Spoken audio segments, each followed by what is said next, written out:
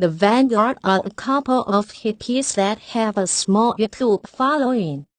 That's right. The Vanguard are, I guess, Mary, a couple of hippies that have a small YouTube following. One of them has a photo of a mountain in the background. Don't ever do that again. I think they're in Chicago. Don't ever do that again, and don't ever come here again. You understand me? Don't ever come to Colorado again. They recently attacked progressive host Jimmy Dore, who paid for numerous super chat questions which they refused to ask. That's right, Mary. They refuse to ask the questions. You know, if you have over 1,000 subscribers, you can do something called super chat, where you have a chat room and people for a fee, which most of it goes to the creator, pay to ask a question. Well, Jimmy Dore wanted to do that for their guest Ryan Grimm, the Grim Reaper. They wouldn't ask the questions. They said it was this is a nice little what is the word?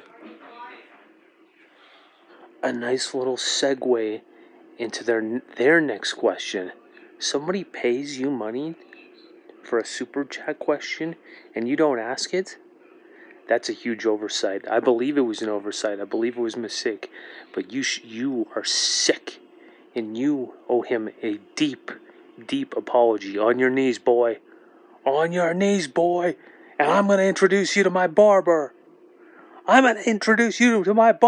Boy. Correct. So Jimmy never deleted his interview with Ryan Grimm. He's just refused to make it public since the initial recording. So if you go to his YouTube channel and you're looking for the video that he did where he gives a fucking hardball, fucking just excoriating interview with Ryan Grimm, you can't fucking find it. So Jimmy, if you want to release that so you can teach us a lesson, because if you want to come at us and try and like finger wag to us about who we talk to, what kind of questions we ask on our fucking show, please release that hardball interview that you did with Ryan, where you took him to task, where you really held his feet to the fire, where you really filleted him for not supporting Force the Vote in the correct way. I really want to watch that so that I can learn, so that I can take notes, and maybe you won't have to condescend me on your show next time. I love this show, but here's all the things that they did wrong and that they should have done better. And I was giving them pointers from the fucking bleachers. And, I'm a grown-ass fucking man with a way bigger podcast, but I've burned my fucking bridge with Ryan Grimm, apparently, after all the personal attacks I lobbed at him for,